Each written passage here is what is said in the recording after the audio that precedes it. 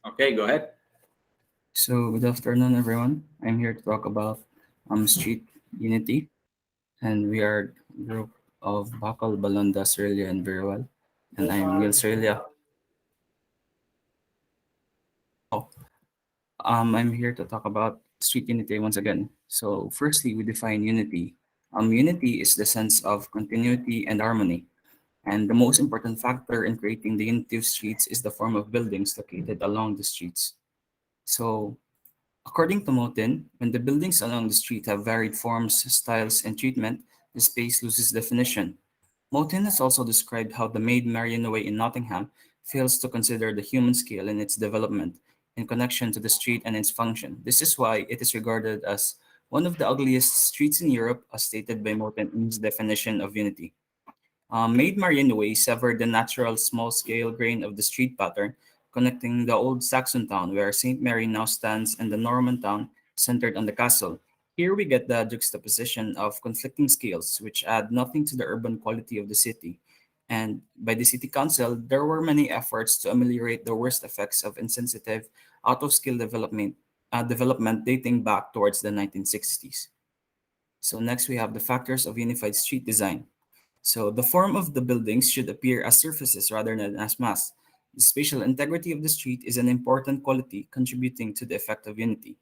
And clearly, the use of common materials, details, and architectural elements strengthen the unity of the street.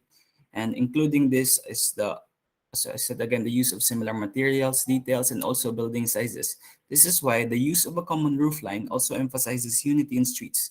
The roofline establishes the lid for the space, and if there are great variations in its height, the space becomes unstable altogether. So, the main street in Chipping Camden is a good example of a unified street where the volume of the public street dominates the composition. In the same way, the repetition of similarly sized building base, which may have originally have been dictated by ancient plot subdivisions, sets up a rhythm and establishes a grain for the street that forms a disciplined framework within where variety can be contained and ordered. So, the street frontages are continuous with small breaks, roof heights may vary slightly, and also buildings constructed with same materials, similar elements and details despite the difference of time it was built. So next. Motian has also discussed the perspectives of different city planners and urban designers as to how they perceive unity towards street design. Hedgeman and Peets first stated that contradictory assertions in taste and need becomes discordant or unharmonious in creating unity in streets. So this is why within different unnecessary elements, it turns into a disagreeable hodgepodge of contradictory assertions. We also have John Ruskin, who stated that a curved street has different advantages into signifying social unity. However, it was Leon Alberti and Andrea Palladio who expressed that a straight street has the most effective impact of creating unity within the space. According to Alberti, city streets will be rendered much more noble if the doors are built all after the same model, and the houses on each side stand in an even line and none higher than the other. So this highlights the application of street as well as having a common roofline and details of the structures having same forms. Next, we have Andrea Palladio who stated that a straight street in a city affords the most agreeable view when it is ample and clean, on each side of which there are magnificent fabrics made with those ornaments which have been mentioned in the foregoing books. So this refers to Alberti and Palladio's use of the classical language of architecture, which presented a model for the street, which is of necessity formal and organized in a regular manner.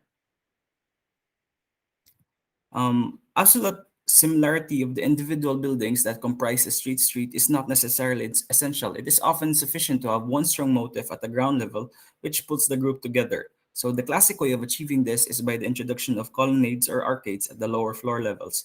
And according to Andrea Palladio, that the streets were divided, that on the one and on the other part were porticos made through which the citizens might undercover go and do their business without being abused by the sun, by the rains and snow. So this refers to how streets can use different elements in order to make the users benefit the sides of the streets as well, not being conflicted with different elements that are present in the environment. Next, we have some examples of great streets. So first we have the San Giorgio Margetto in Reggio Calabria, Calabria, Italy. So first we have the description which says that San Giorgio Margetto is a small town sited on the summit of a hill 500 meters above sea level. So the town descends in layered terraces from which are magnificent views of distant surrounds. So the town is characterized by its hilltop site, tiled roofs, and narrow and deeply overshadowed streets. So the town was developed in four phases over several centuries. The first phase of the growth is related to the founding of the castle by the Normans in the 10th century, as you can see here. And the second phase of growth is related to the convent built in the 14th century. And the third phase involved development around what was to become the central area dominated by the main church built in the late 14th century. And the fourth phase of development dates from the 17th century, where the town became an important center for the bourgeois. And it has been through many earthquakes and redevelopments, most of which followed using modern building materials and plant types. But however, the street pattern is still possible, is still distinguishable in different quarters. So first we have um, the convent quarter, where it is in the lower western part of the town and is warmed by the sun and provides excellent views of the surrounding area. The northern quarter, which is a tangle of alleyways with little exposure to sunlight and a background of illness, because it had, as I said, it only has little exposure to sunlight. This is why many individuals who were situated in this place become more exposed to different kinds of illnesses. So the neighborhood is mostly occupied by the poorer sections of the community, with numerous abandoned dwellings and storage structures. And the eastern quarter, which is next to the castle, with wonderful views and a pleasant sun exposure. This is the area with the most fascinating street design or pattern as well. And the central quarter, which is the last quarter, is characterized by small shops, two piazze, and one of which is a lovely fountain and a church, and is the site of the weekly market.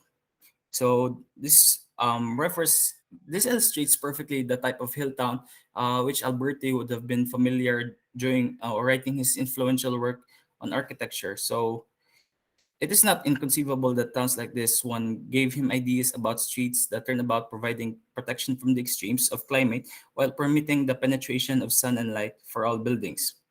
And in addition, the forms of San Giorgio Margetto lends itself to a Lynch type analysis, where the town incorporates the fundamental elements of a city, according to Kevin Lynch. Firstly, we have the paths of the city, which connects and provides access towards the quarters of the city and the edge of the city, which are the building masses at the hillside, and the district, which is the Porto Convento and Fountain Square to the central business spine, then up to the former political center and the castle. And along the paths at important junctions, lesser nodes form around bars and other public facilities. And the node, which are the portals leading to the landmark, which is the castle, from within the main church where the convent is situated below. And it is expressed here that the street pattern or the arrangement of paths to fit contours, which is of greatest interest, and in this case, of San Giorgio Margetto. However, these paths must be seen as part of the greater whole, the form of the town itself. This is why the San Giorgio Margetto is ideally one of a great example of how street design could be developed even through passing time through many years goes on. Next, we have Montepulciano. Montepulciano is located in Siena in Tuscany, Italy. It is a hilltop town that resembles a medieval walled town. It is comprised of bricks, tufa, and stone-built houses sitting on tops of valley that dominates valleys of the Chiana and the Orsia.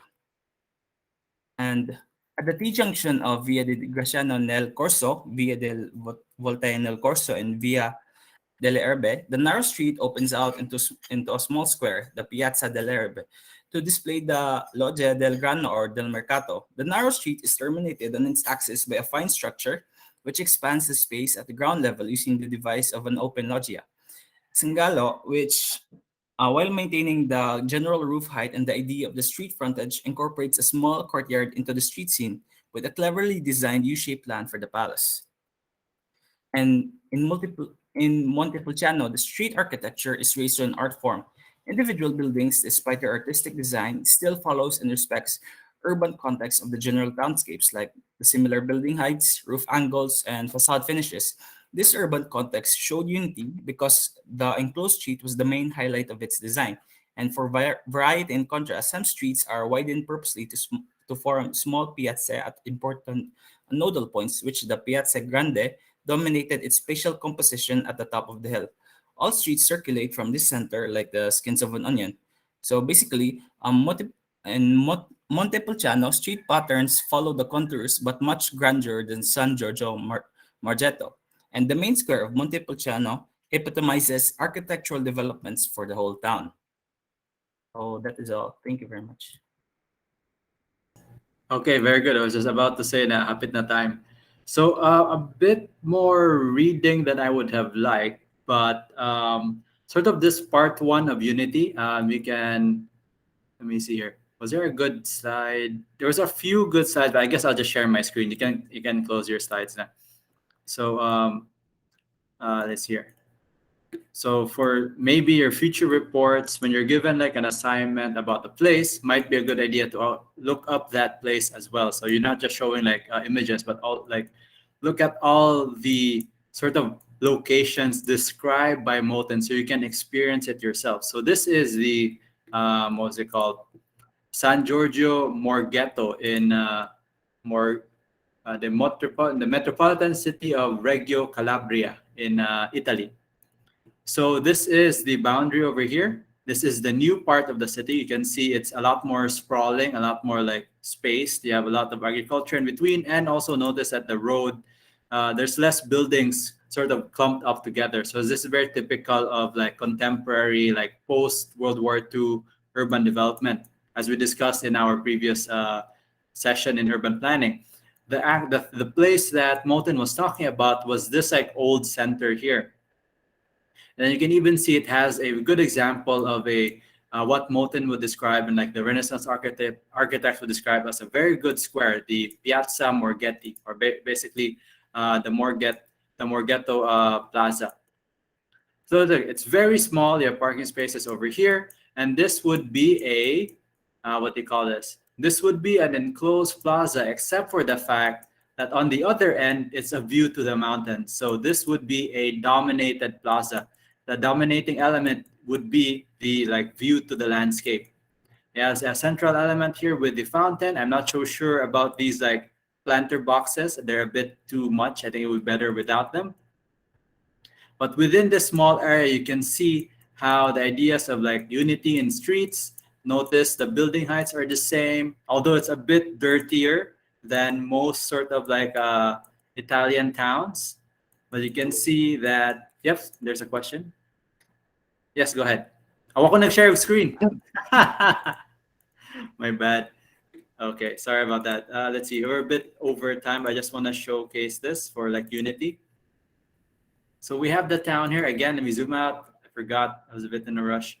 So it's in Italy. So that part of Italy, the tip of the boot, this is Reggio Calabria, I think, if I'm not mistaken. Reggio Calabria. And then you have the original sort of ancient town here.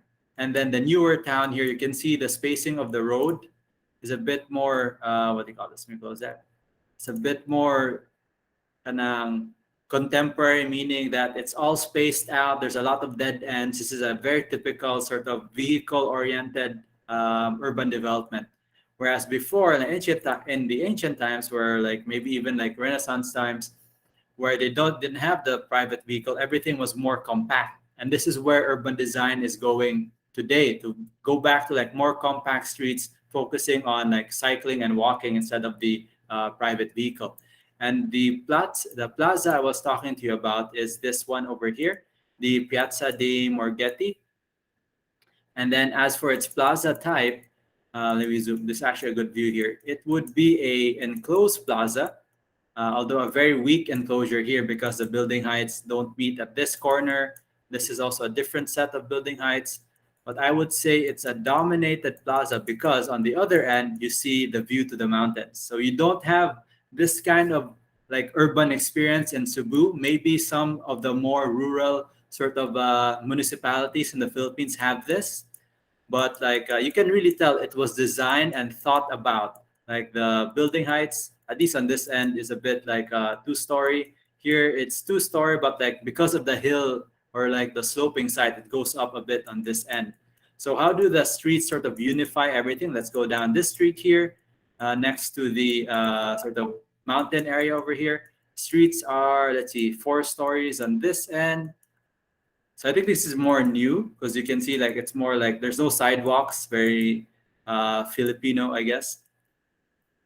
And I think these are the newer extensions. If we go inside the city over here, not the city, maybe like the town, this would be the more Renaissance 1400s, more kanang historical side. So imagine that this is like 1500s, 1600s, no cars yet. So this would be full of people. And then narrow streets again to shade the houses. Not much activity going on in these streets, but also it's a bit dirtier if we go down here. But you can see that, what do you call this? The building heights are maintained. The architectural styles is a bit dilapidated, not as well maintained as the previous sort of plaza over here. Let's go up this ramp, see what it looks like. Oh, it's a dead end. But yeah, hopefully in the next part of Unity, we can check out sort of a better example of how the street unified. This was a bit more dilapidated, but the bones are there. So similar to like Carbon and other places in Cebu, the bones of like good design is there, but we just need to maintain it and like make people aware that it should be maintained and not left alone. Anyway, I'll stop recording here. Let's prepare for the next presentation.